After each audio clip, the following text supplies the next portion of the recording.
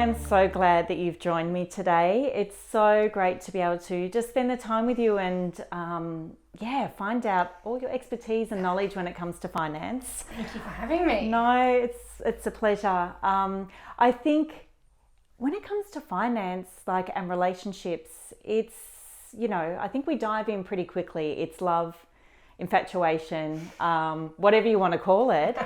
But then things progress, and some of those big life decisions that we need to make in everyday life sort of come about. And it can be a real challenge sometimes, I think, in a new relationship or even not so new relationship to talk about money. And where do you start with that?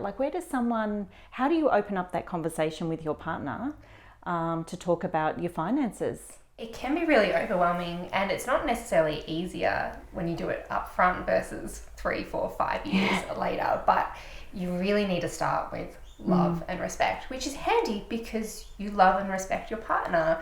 So you actually have the foundations to have these conversations, but coming at it from a really safe place, knowing that you do love, you do respect your partner, and they feel the same about you, creates a safe space to ask questions, to explore, to share, to be vulnerable, and then the two of you can actually figure this out together. Because we know when it comes to love and money, relationships and money, there's no one size fits all. There's no right or wrong answer. It's about finding what works for you and adjusting that and living with it over time. Yeah, because I guess for some people, you're not always going to necessarily agree. You're going to have different experiences in your life, how you were raised, what your parents did with money, even just your value and belief in money in itself. What value do you hold in money? Are you expecting it to just automatically come out of the bank and be there endlessly? Or do you really exactly, if only it was that way. Or are you someone that's worked really hard and you really account for each dollar,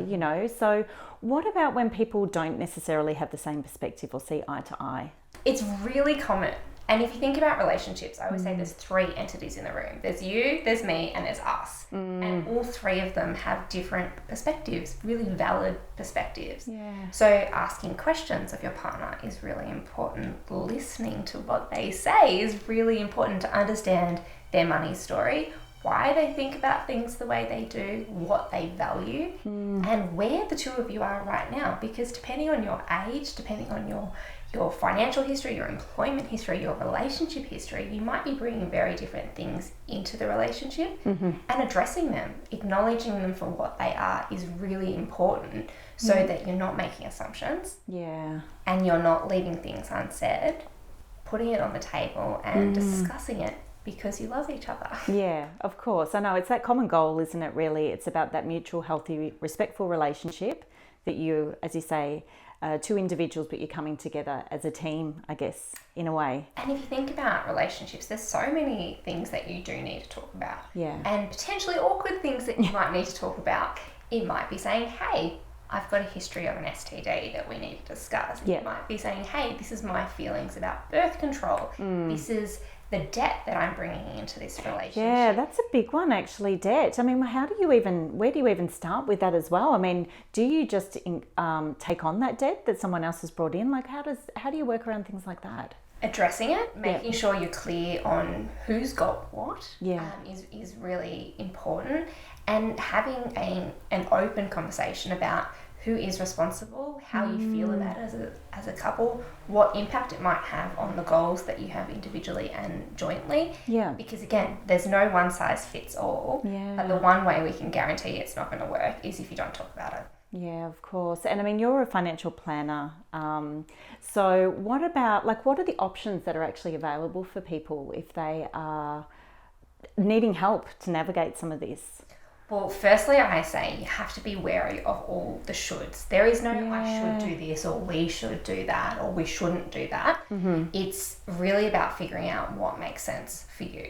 So I say don't worry about the shoulds, but think about the musts. So you must have the conversation. You must be practical and think about how you want to manage money as a couple. So it's not necessarily we're a couple and therefore we must have joint finances.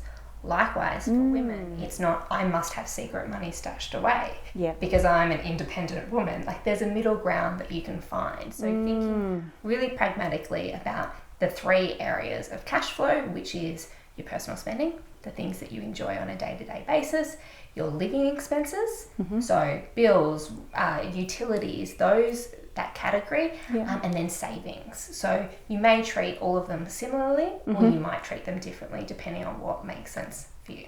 Okay. So what about people who are on quite a low income? So, I mean, I think, for them, it's that juggle of daily living expenses and just trying to survive. But are there ways that you can work around that to also maybe put a little bit aside or plan? What would be some of the best ways that you can plan if you are on quite a tight budget? Well, you've hit on the key point that you have to plan. It's not going to happen by accident. So making a really conscious effort to work within your means, so spending less than you're earning, being really intentional around how much you spend for personal expenses versus living expenses, so that the balance of the equation, that savings, can be what it needs to be. When it comes to discussing this as a couple, I'm really hesitant about people using percentages or set amounts even. It's like, we're both going to contribute $500 to this goal, which can cause a huge amount of stress when there is a discrepancy in what the two of you are earning.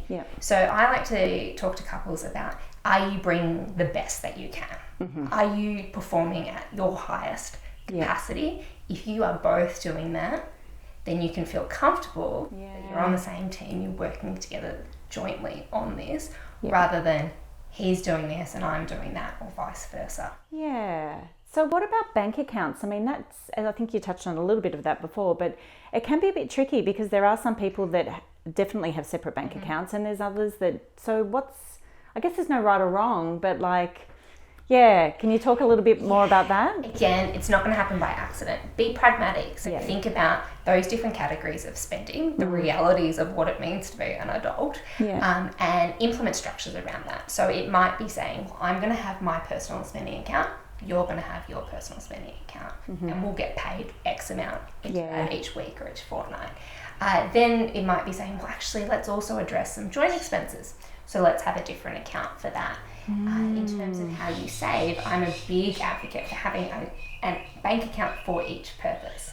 So the days of paying $5 a month for account keeping fees are long gone. So there's no excuse around that anymore. It's bank accounts are plentiful. So make sure you get one for every purpose.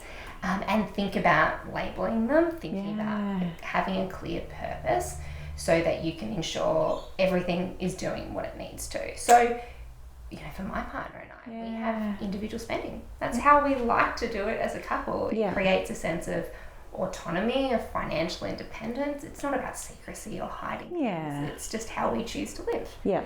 Then we have joint expenses for us as a family and as a household. We have decided that we save jointly. That makes sense for us. But other people, when you might have individual goals, it may make sense to be like, well, we'll have these joint savings accounts, but you're really keen to go to Bali with your girlfriends, so let's make sure you have a separate account from that, and that's different to our collective travel expenses. So that one's labelled Bali.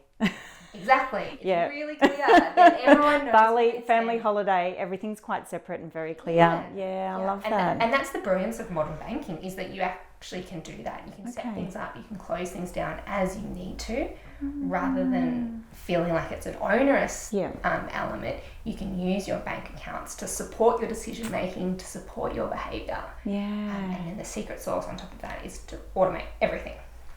Okay, so then, because life is busy, everyday life, there's so many commitments, especially if you've got children, work commitments, family commitments. So, automated, literally direct debit coming out. So, wherever your money is coming from, make sure it's getting automated to where it's getting pushed to. Minimize the ability, remove the ability for you to stuff it up. Because you can have all the enthusiasm that you want at the start. Love and goodwill will only get you so far. And when you see those high heel shoes or something in the shop that you could just be easily tempted by, that you've got that sort of structure in place already to limit that, unless you can. Absolutely. For me, it's pot plants. And home furnishings. So I actually have a bank account called wonderful Home Furniture. So I know that if the money's in there, you can spend it. But if it's not, Don't. Very disciplined. What about for someone who feels that they just don't have the capacity for whatever reason just to manage that? So, I mean, handing over to your partner, where do you sit with that? Hard no. Okay. That is not good enough. All right. It's just not good enough. Yep. So there's some practicalities of modern life. You know, we don't have to be 50-50 in everything. Yep.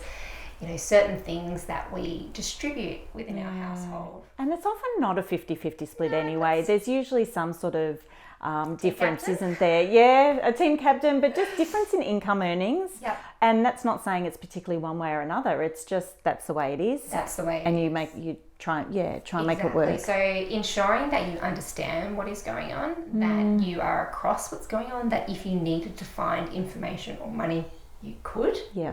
It may be that your partner does more they're on the tools, right? Yeah. In terms of paying bills or whatever it might need to be. But that's not the same as abdicating all responsibility. Yeah, don't just hand it over. Exactly. Yeah. Exactly. It's really risky. Yep. It's risky from a relationship breakdown point of view. It's risky from a financial security point of view. It can erode your confidence. It can erode your ability to make decisions in the future. Yeah. So even though it might sound simple or not a big deal now, the compounded impact of those small decisions over time can actually really undermine your financial power going forward. And we know that money creates power in relationships, whether we like it or not. Yes.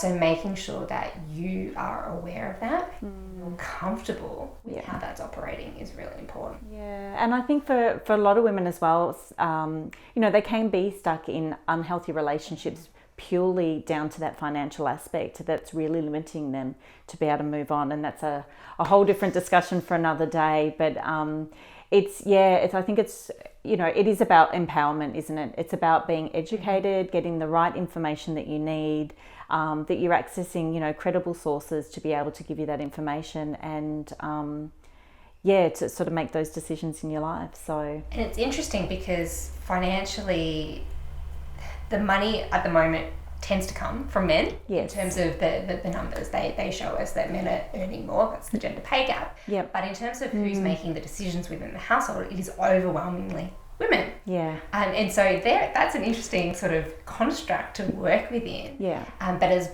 one side of the equation is changing with that gender pay gap, so needs to change the other side. Yeah, fantastic. Well, thank you so much. There's so much valuable information there. I just really appreciate being able to have the chat with you, and I hope to be able to see you again soon and maybe cover some different topics that really might help everyone out there. That would be wonderful. Thanks, Yeah, Jo. thank you so much.